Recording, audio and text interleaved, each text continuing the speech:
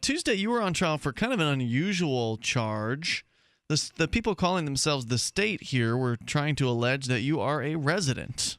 And they made that allegation not once, but twice. But Darryl, isn't everybody a resident of someplace? That's what governments will claim. What does that mean? Well, the New Hampshire statutes define residency, and they define inhabitant, and they define the word domicile. And there are conflicting definitions of all of those terms. And one could read the statutes in such a way as to say that anyone who spends any time in New Hampshire is thus a resident and has to abide by all of the diktats that are set forth that apply to residents. But one could also read the statutes and say that, only people who choose to be a resident are residents of New Hampshire. And I have claimed since I've been here that I am an inhabitant. I actually prefer to claim that I am legally transient, and I went and filed some papers today to help further that claim of legal transiency. I have not had a lease since I moved here, well, with the exception of maybe like a 6-month period when I briefly had a lease. But, a lease is one of the things that a resident has. So I don't have one of those. Would a homeless person be a resident? If a homeless person claimed residency, then yes. Well, that was if a a question. homeless person did not claim residency, then no. That was a question you asked during your trial, which did not get an answer. Objection calls for a legal conclusion. Yeah, that's a question I'm really interested in getting answered. And the question is, just to rephrase it, is residency something that can be forced on you or something that you choose for yourself? Right, and based on the wording of at least one of the statutes in New Hampshire, and it's RSA 259:88 for anyone that wants to, go fact check me on this. It says that a resident or an inhabitant shall be defined in this other RSA, except that any person claiming residency in another state for any purpose is not a resident of New Hampshire. And for the purposes of having a driver's license, I claim residency in Arizona because that's where I have a driver's license. That driver's license expires on my 65th birthday. I intend to keep that driver's license until at least my 65th birthday. I might never renew the thing. I might just say, screw it, and just keep it for the rest of my life. But for the purposes of driving, I claim Arizona as my residency. Now, I know that there's a possibility, at least in Florida, I think is the case, but there's a possibility that there are statutes in Arizona that might contradict the claim. Like if you're not staying the full part of the year or for most of the year in Arizona. Oh, there's a bunch of people that are part-year residents of Arizona. Because it's nice there in the wintertime. So people will go from, say Montana to Arizona and live in Arizona for the wintertime and then go back to Montana once the snow melts. But the New Hampshire people are arguing that you live up here. You don't live in Arizona, and so therefore you're a resident here. Well, I claim to be an inhabitant here, and the statutes allow me to do that. And basically what it is, the prosecution is upset that the definition of inhabitant does not mean resident. And there have been court cases, one that I cited during my trial, and one that a lot of the conservatives in the state of New Hampshire are not happy about, because the New Hampshire Constitution says that inhabitants have the right to vote. And a lot of people want to change that to say that only people who claim residency should be allowed to vote. That's because there's a certain group of folks, many Republicans here in New Hampshire, who don't want college students to vote. Isn't that basically it? That's part of it. And shouldn't college students be able to vote? I mean, if everybody has a right to vote, shouldn't you be able to vote in the place in which you happen to be staying at any given moment? Yes, I would say so. I would think so as well. You can share with us.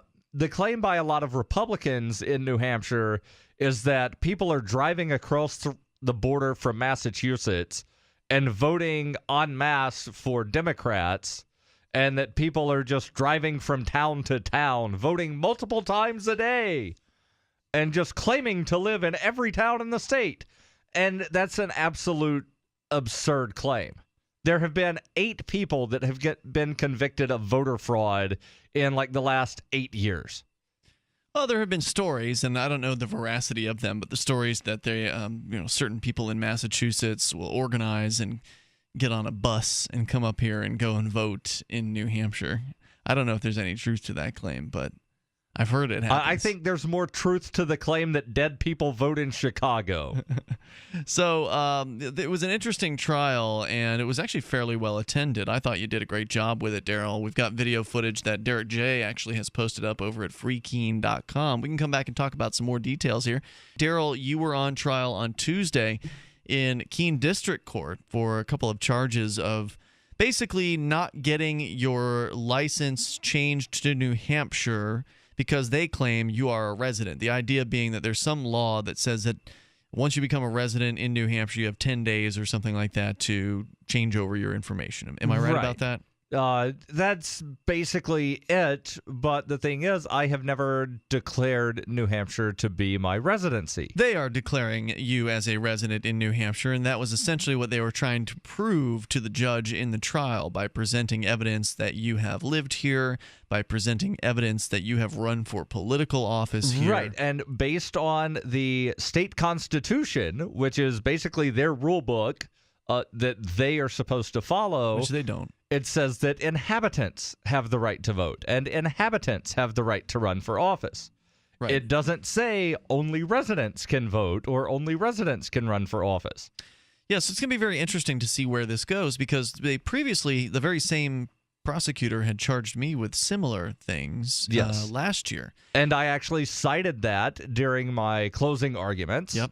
And she tried to give some kind of reason for why she had to drop those charges, and the judge said, I can't accept testimony during your closing argument, so I have to, disregard the statement that you just made. Yeah, her reason for dropping the charges isn't what I think it actually was, because she told me straight to my face that she was dropping the charges the day of trial basically because she knew she could take me to administrative hearing at the DMV and get me, basically deemed to be a resident by the DMV. And she did. And she was successful at that. The whole video is online, by the way, on the Free Keen YouTube channel, where you can watch me and Mark Stevens from Adventures in Legal Land come on from Arizona by remote. And he really, the administrative bureaucrat really gets upset with Mark. It's pretty entertaining viewing. But ultimately, they decided that I was a resident, according to their viewpoint, and that they were going to go ahead and force me to get a New Hampshire driver's license. Now, what'll happen in your case, who knows? Because your case is a court case, therefore it's reasonable doubt, not preponderance of the evidence as far as the burden of proof, whereas mine was preponderance of the evidence, and in this case, the judge, who knows what he'll end up doing on this. He's taken it under advisement. It's Judge Berg. And I actually got an update on the case today where he has given the state 2 additional weeks to file a response to my motion to dismiss that they had previously responded to 3 months ago when I filed it. But so he wants another response from them on this? Because I presented additional evidence that there was a court ruling 1 week ago that I couldn't have presented to them 3 months ago. So I guess in light of the new evidence that has been presented, he wants to give them a chance to respond. But what I actually think it is he knows that based on their own rules, and if he is to follow the law, he must find me not guilty on the residence charges. Why? Well, their rules say that if someone claims residency in another place but for you couldn't any claim reason, residency. During the trial, you didn't testify. The state presented evidence of my residency in another place. True. And they presented your licenses from other states. Additionally, the court ruling from last week contradicts all of the evidence that they have that I'm a resident. Basically, it surrounds the fact that I have voted and that I've run for office. The court ruling out of Stratford County says that, based on the state constitution, neither of those things makes one a resident. So he has to say that I'm not guilty. I think he's just giving the state additional time to sort of, lessen the impact of how bad it's going to be when they wind up losing. Well, I appreciate your optimism, Darryl. I hope that it works out. I don't know what to expect. I really don't. I think you've got a good argument. And I've got something up my sleeve if he does find me guilty. Are you going to appeal? Oh, yeah. Oh, wow. That's very cool. All right. So you'll definitely be keeping our listeners up to date on that. But why? Let me ask a bigger question. Why not just be a resident? I mean, come on, Darryl. Why are you being such a stick in the mud? Why can't you just go along like everybody else does and establish residency when you move to a place? That's what everyone does. And people, when they move to a new place, they want to establish residency. That's what people are supposed to want to do, isn't it? I've never wanted to establish, in all of my adult life, I have not wanted to establish residency anywhere because with residency comes, quote unquote, obligations. And I don't believe that I am obligated to follow any of those things. So I don't want to claim residency anywhere. What's an obligation a resident would have that somebody who is not a resident would not have? I mean, obviously, when you're in a place, a physical location, there are people who will force you to follow their ordinances and their laws, whether you're a resident or not. So what's one example of why you wouldn't want to be a resident, or what is a benefit of not being a resident?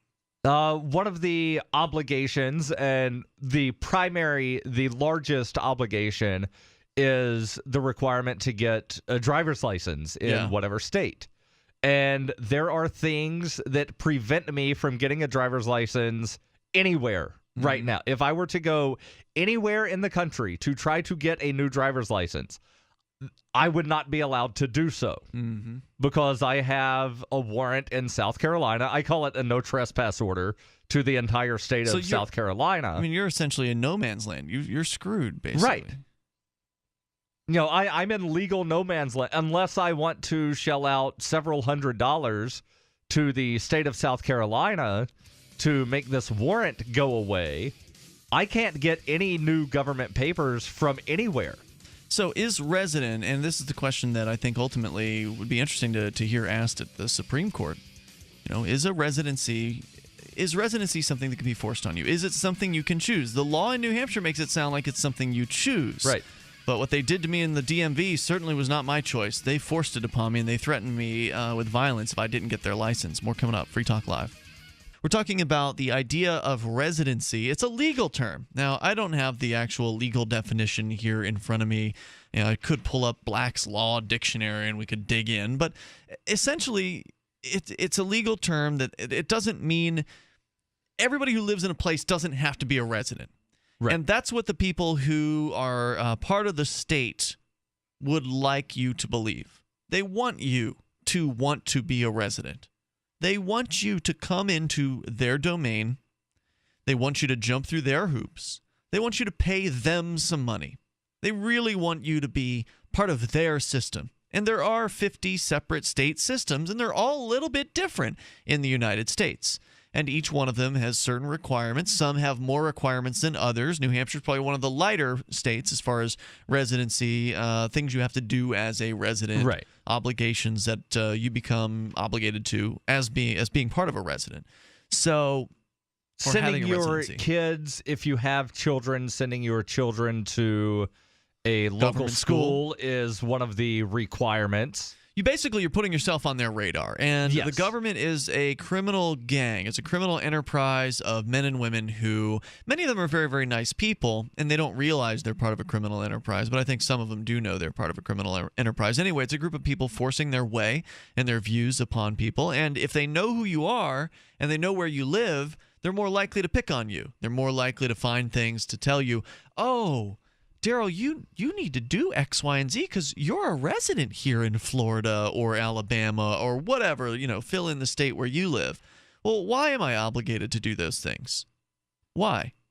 I can tell you that I don't believe that I am. Even if they, in New Hampshire, have told me, and Darryl, they haven't made a decision about you yet, but they've told me I'm a resident. The DMV has told me I'm a resident and I had to get their driver's license, or men with guns would kidnap me if I tried to drive to the grocery store. Right. So, And actually, what they did with you was slightly different. They had ruled that somehow you had violated the privileges of the road, and they were going to suspend your license.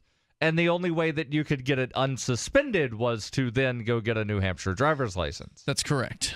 And they claimed that I violated the privileges by not getting their driver's license in the first place, which, again, I don't see what obligation I have to do those things. Only obligation that I know of is there's a man with a gun who's going to put me in a cage if I don't do it. So that's ultimately why I decided to do it after dragging my feet for as long as possible. And I think this is what's the most instructive about what we're talking about here, Darryl. Those who are following our saga of residency here in New Hampshire. And, of course, the best way to follow along is on freekeen.com, where we'll post court paperwork and the real nitty-gritty details of this. But the takeaway is I'm one of the most visible activists in the Keene area. That there's no doubt about that.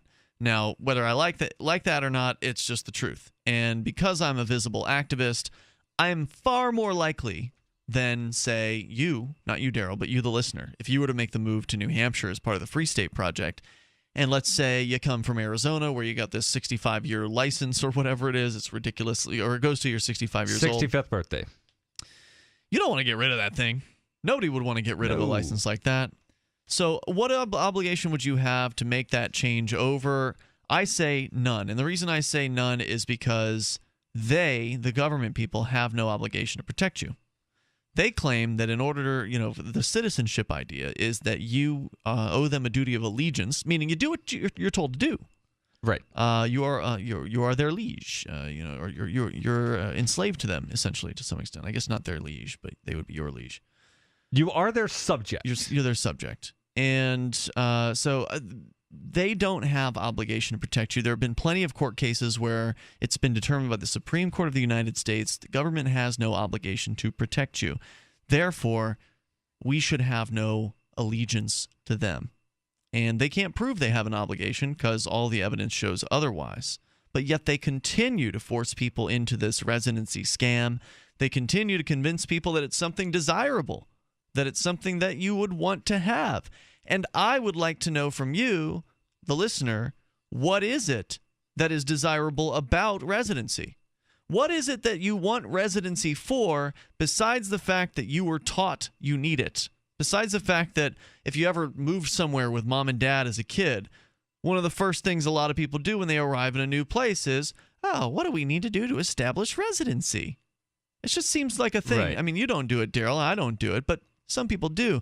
And ultimately, my point earlier was that I never really finished, was that if you move to New Hampshire and you're not a visible activist, then there's not a damn thing they're going to be able to do to really hunt you out or to sniff you out on that. Right. They came after me because I'm fairly well established as an activist. They came after you because somebody snitched you out with some kind of an anonymous tip. Yeah. So I don't know who that was, but Nor do I, but it's interesting that it wasn't very long ago that the U.S. Supreme Court actually upheld the right of anonymous tipsters to report really road infractions. And when you did ask about it, a police officer said he could not recall. I don't know. I don't know if it was an email or a telephone call or a fax or what it was. You were targeted likely because you're an activist as well. But if you're just somebody, and the Free State Project, the idea of moving liberty-oriented people all to New Hampshire, or as many as possible, to New Hampshire to get active, many of those folks are kind of behind the scenes. And I meet some of these people at the county fair. It's what I've been doing most of the week here, since Wednesday, every day. And you've been out a couple days as well, helping out quite a bit. But we're talking to average folks who are coming by at the fair. And every now and then you'll come across a couple or a family who they'll say something like, oh, yeah, we moved for the Free State Project, but we don't know anybody, or we don't come out, or, we have a family and we're too busy and we don't have time to socialize with you folks. And to be fair, we don't have kids. You and I, Darryl, Right. We're single guys, basically. I'm not single. I've got a girlfriend. But either way, we don't have kids. And so we've got a little bit more time on our hands than some of these folks. My point being, there's a lot of people out there who aren't on the front lines of the liberty movement. And it is to them that I say, when you move somewhere, to New Hampshire, for instance, don't bother with the whole residency thing. Yeah. Why bother with it? All you have to do is, like, if you have a license or a registered car in another state, Just contact the state and say, yeah, can you send me my registration up here? I'm going to be up here on my birthday. Like in Florida, it's around your birthday when they send you the renewal. Different states, different setups. But when you send me the renewal, I'm going to be up here in New Hampshire. Can you send that to me? Oh, sure. What's your mailing address? Because you can have the address for your residency purposes in that state, which is in the state. And then you have a mailing address where they will send you all of your renewal paperwork. And then you just cut them a check every year, and they cut you the little sticker, that you put on the back tag of the car. And as long as when you get pulled over, you don't answer the cops questions about how long you've lived in Keene, Manchester, whatever city in New Hampshire, they have no evidence to charge you with not changing over your license. As I understand it. Share your thoughts. 855-450-FREE. And, I got away with it for 6 or 7 years, and I'm one of the more visible activists up here, so you can probably get away with it for even longer. Go to freestateproject.org. We'll continue with more Free Talk Live coming up. Free Talk Live, 7 nights a week from 7 to 10 Eastern, live on the Liberty Radio Network at LRN.FM.